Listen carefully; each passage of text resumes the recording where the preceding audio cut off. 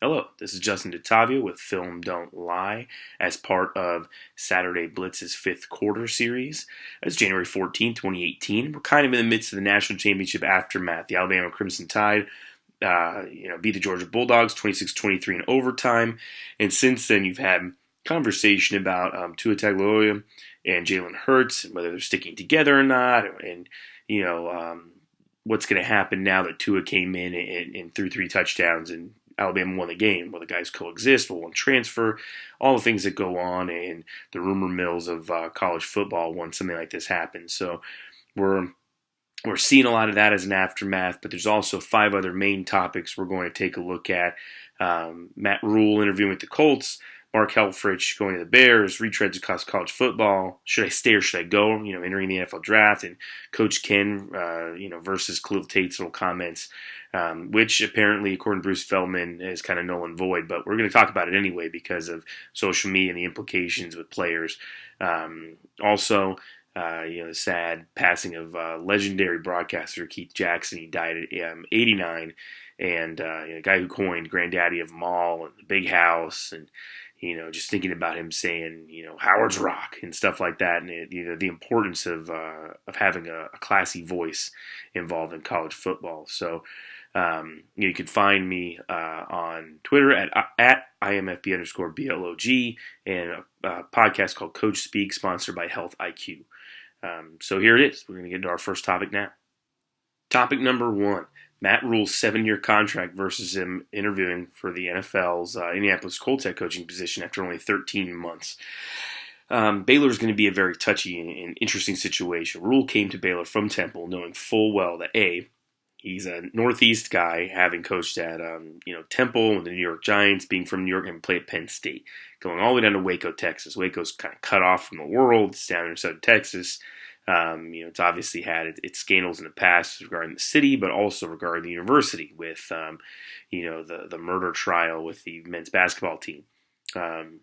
Rhule decides to come into the Baylor situation knowing about the sexual allegations and cover-ups. Art Briles was fired, removed from the position, and so was Ken Starr. Yes, that Ken Starr, the president of the university down there in Baylor. Well, a lot of us know about this.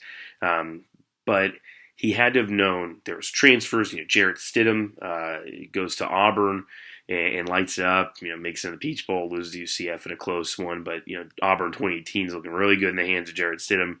And Matt Rhule had to know it was going to be a lot of transfers, a massive rebuilding project.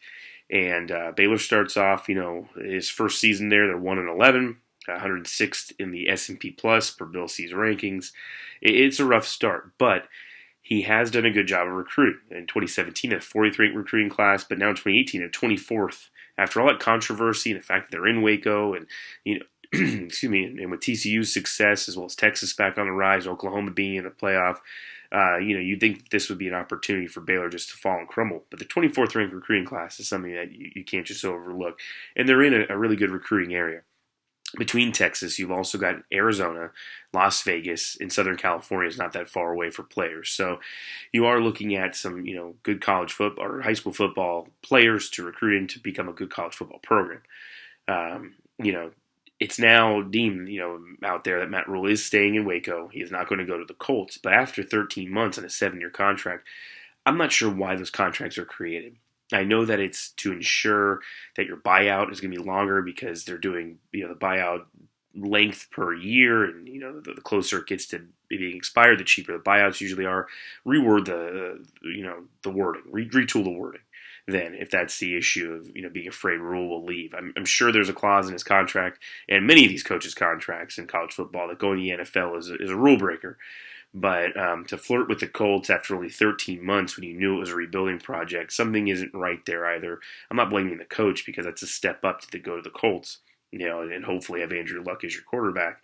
But something is wrong with the fact that players here 7-year deal and the guys are staying. And I think that something needs to be retooled in these contracts. So, first topic was Matt Rhule's 7-year contract, and that's my 2 cents. Another interesting part of Matt Rhule flirting with the Colts is how much the NFL is starting to slowly trickle in these college football coaches and try to look a little more like college football.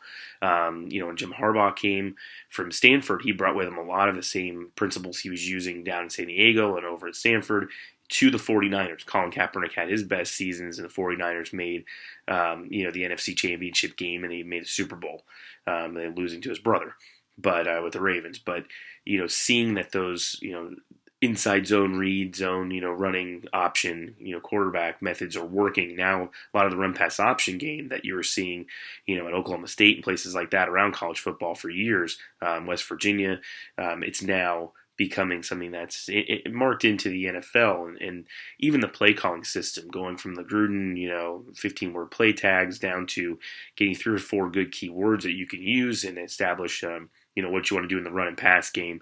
It's starting to take change. And one of the big ways you could see that was Rhule interviewing for the Colts gig, but also Mark Helfrich, sight unseen, has not been a NFL coach ever.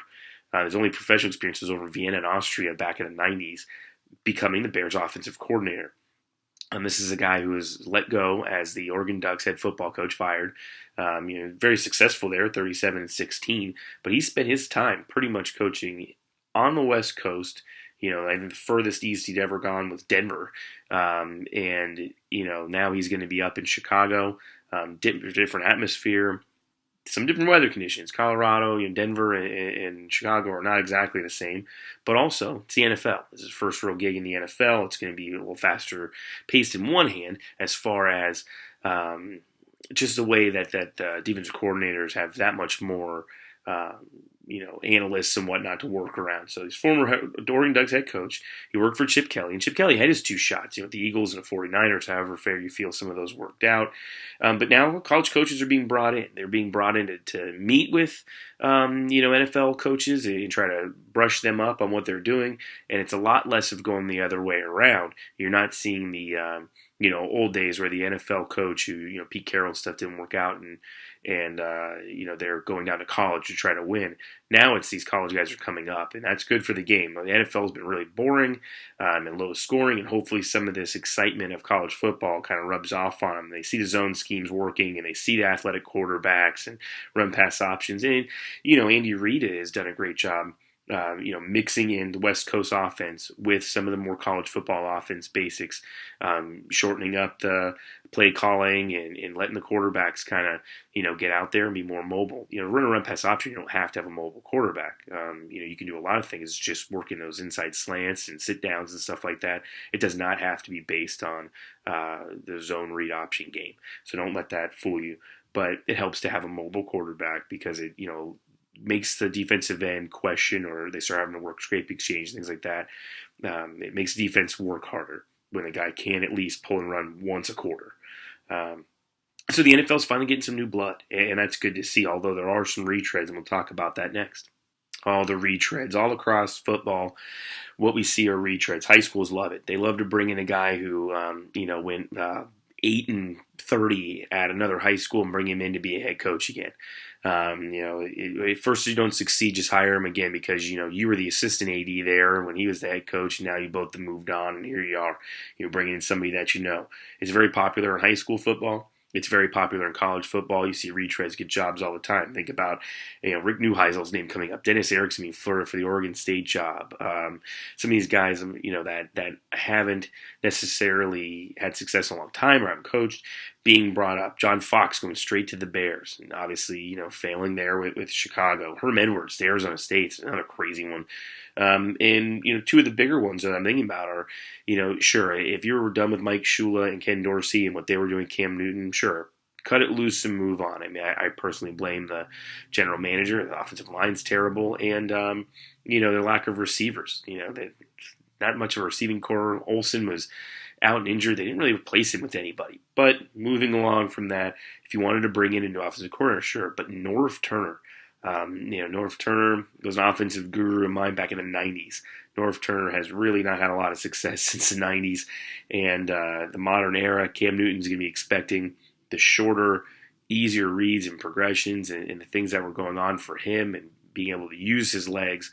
And I'm not sure if Norv Turner's going to take advantage of that. That just seemed like a really weird name to come out of the blue. Apparently, Ron Rivera likes to work with guys that he trusts and he knows. And he really knows Norv and trusts him. So we'll see how that works out there. But I can see Cam raising some hell when he's stuck in a generic 90s offense. They don't have the offensive line for it. This isn't the Dallas Cowboys of the 90s. They don't have the O-line for it. And then there's Jon Gruden. Jon Gruden was the Raiders coach. After the Tuck Rule game, he leaves. He goes, kind of traded, if you will, to the Tampa Bay Bucks, wins the Super Bowl with Tony Dungy's players. And after that, the Bucks get slowly worse and worse and worse, and Gruden's out of the game. He does his fired football coaches thing. Monday Night Football is Gruden's QB camp. And now all of a sudden he's back with the Raiders. A year before they moved to Las Vegas. And another retread. Another retread who's already been there. He had some success there. But, it was 15 years ago. I'm not sure what else is there. The Davises, as quirky as they are, looking to bring in a guy with the same haircut. I don't know. Again, retreads across football for every McVay there in the Chargers who gets that shot out of the dark. There's a Norv Turner, John Fox, Herm Edwards, Jon Gruden. These names who just come up over and over again and constantly get jobs. I'm hoping that eventually this changes, and eventually some of the young guys can really get a break and get a shot. Matt Patricia up with the Lions is one that looks like he's going to get a chance, and that's a good thing for football in general. Hopefully that trickles down.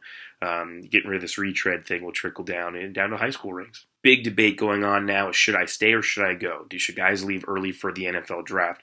I think, much like Josh Rosen said regarding the bowl game participation, I think it depends on the person's situation.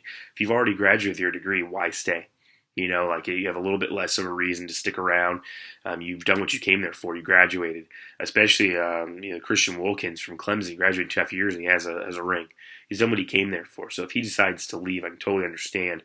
I see Raymond McLeod and Kaner leaving Clemson. Clemson's done a great job, though. They lose a few guys, but they've managed to keep some other guys there and keep them around for more seasons. Deshaun Watson being one, keep him hanging on.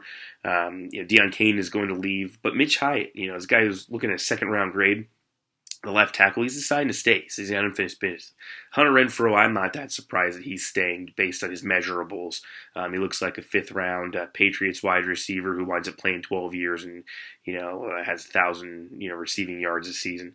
The defensive line is the one where they've really managed to possibly keep these guys. I think Farrell and Austin Bryant are both saying they are back, and Wilkins is still trying to make the decision, so he's a big question. But they're getting their D-line trio probably to stay, plus the left tackle. And Renfrow, they're keeping the core group there. Dabo must be working some real magic to keep these guys there. Down in Alabama, you look around there, sure, they're keeping Damian Harris, they're losing to Minkah Fitzpatrick. Nick Saban has lost a lot of guys early to the NFL draft. He might even be the one more than that Hurricanes, grouping of 99 to like 2003 or 4, where almost every Hurricane left early for the NFL draft. And it's hard to reload. It is. It's hard to fill in some of those gaps. You have to go grad transfer now. You have to go JUCO to fill some of those gaps. That does take us to Miami. The Hurricanes have been having trouble keeping guys for years. Whatever was going on with Joseph Yearby, the running back, he didn't make it in the NFL. Brad Kaya, left early. Could have really benefited Miami in a lot of ways that he wanted to mold himself. I think that was kind of a mutual agreement from rumors around.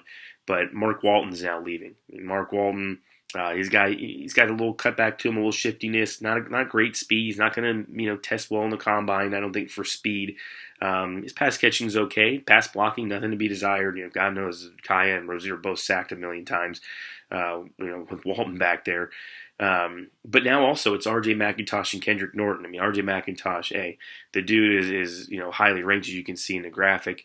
He's going to go in probably the second round. But Kendrick Norton, it's a guy with an interesting body. He's too slow to be a 43 technique defensive tackle. He's not big enough to be a 34 defense nose tackle. He's really a defensive tackle, a 4 technique, playing over the tackle in a 34 defense. You're going to have to go out and find a true 34 defense to put this guy in as a starter. I see him as a late in 6th, 7th round kind of guy. He just doesn't have the burst, the oomph. And so I think that's a guy who could have benefited from coming back, maybe getting a little thinner and being more explosive.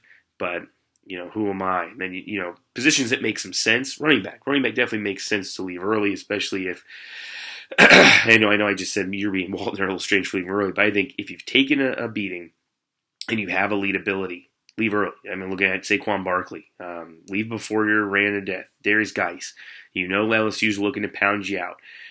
Josh Adams is a little banged up at Notre Dame. Had some great games. Think about a guy like Ryan Nall. I mean, what's Ryan Nall? He's a bigger body. They might be able to find some use for him in an H-back type role in the NFL. I don't see him being fast enough to be an NFL running back. Scarborough at Alabama, just not really getting playing time with the two Harrises. Kerryon Johnson at Auburn, he was banged up. Good short yardage back. Ronald Jones is second USC. With Arnold leaving, do you have that much more to prove? So quarterbacks, I mean, that's iffy. You don't want to come back and have your stock drop like some of these guys have in the past. But at the same time, does the Sam Darnold, should he come back? Probably. I don't think he looks, if he goes top 5, no. But probably as far as just refining his game and retooling. Rosen's time to go. He's banged up. UCLA's changing coaches. Josh Allen at Wyoming seems smart to leave. He had a good bowl game. I'm sure he'll have a good Senior Bowl. Kyle at Houston's kind of a question mark. Lamar Jackson, nothing left to prove. Some of these guys should leave early. Some of them shouldn't. Man, it's going to be a big question heading into Monday and into the NFL Draft. Rumors are spreading around for a while that Coach Kenny Montalolo from the Navy was looking at the Arizona job. They were interested in him. He was interested in them. Bruce Feldman shot that down today here on Sunday. But this is a little bit less about that and a little bit more about Khalil Tate's tweet. Khalil Tate tweeted out, I didn't come to Arizona to run the triple option. Well, you are running the triple option on Rich Rodriguez, so you're a little bit ignorant to exactly what you're doing there and the fact that you were being used as a runner. And you ran for 1,400 yards, threw for 1,500. Sure, and what you're looking at from Coach Ken's offense, you don't think you're going to throw for the 1,500. But that's really, really ignorant to think Coach Ken can exactly adapt his offense, because he has. If you really look into it, when Malcolm Perry is a quarterback, we're going to have the clip here, as a graphic. Coach Ken was definitely willing to open up his offense and change it and go into shotgun, which you never thought you'd see Navy do, in order to get Malcolm Perry a little bit more space and to kind of do the things that he was better at. Rich Rodriguez runs a triple and has since West Virginia, and that's what got him pushed out at Michigan. It wasn't a true Big Ten offense. And then now in Arizona, he's done it as well. Needing a mobile quarterback, need to be able to run the option. I could actually see Coach Ken looking into some of the stuff Bob Davie does in New Mexico, former triple option, guy there at Notre Dame under Lou Holtz, wishbone triple option. And I could see Frank Solich. The guy was an option coach at Nebraska for all his years under Tom Osborne. And to see what he's done in Ohio and just changing the scheme and running the option out of the shotgun. I don't think a guy like Tate really understood. You're getting one of the greatest coaches in college football right now, a guy that consistently wins 8-9 games with the Naval Academy, something that the Naval Academy has never done. His worst season was 5-7 almost a decade ago. And their second worst season was 7-6 this year, and they had a bowl win. So you're not looking at a bad coach. You're looking at a guy who can adjust, who will adjust. He's using the offense that works for the system at the place that they're at. They're at Naval Academy, and Flexbone works best there. But they were able to adjust. Guy's 21 some odd years there in Navy, and he's coached at Hawaii, and UNLV. It's not like he is strictly going to be stuck into that offense. I think he can adapt and adjust. I think the option will be a huge part, but I think the triple option will definitely isn't that different from what Tate was running in the first place. And I think he could have been utilized very well by Coach Ken. However, it's moot now if he's going to stay at Navy. He has 21 years there. He's past his 20-year retirement, and now he just keeps collecting on and on that pension. And it's a great place to coach. He seems to really love it and enjoy it. It's just kind of far from his home of Hawaii. I really appreciate you guys tuning in again. We've had really good support here. Check out Coach Speak podcast, sponsored by Health IQ. We're going to be talking about the off-season conditioning program this week. It should come out on Monday, which is tomorrow. If you're watching this on Sunday, the 14th, Martin Luther King Jr. Day. I really just want to say, with Keith Jackson, just an icon, a guy established what Saturdays were all about. The big house, granddaddy of them all, Will Nelly, hold the phone, all of his sayings, just how many number one games he worked as ABC Game of the Week, and ending his career at the 2006 Rose Bowl between USC and Texas, and Young's, 4th and 5 touchdown run with only, 18 seconds left from the 9-yard line, leaving 8 seconds for USC and no timeouts, and, that giant upset of Leinart and Reggie Bush, and having Jackson on the call and it being a Rose Bowl game. Nothing like it. And, R.I.P. to Keith Jackson, man. 89 years old, lived a full life. Started working a gig as a broadcaster in 1952 or something like that. I mean, just unbelievable. But the guy was missed. And thank you for watching Film Don't Lie.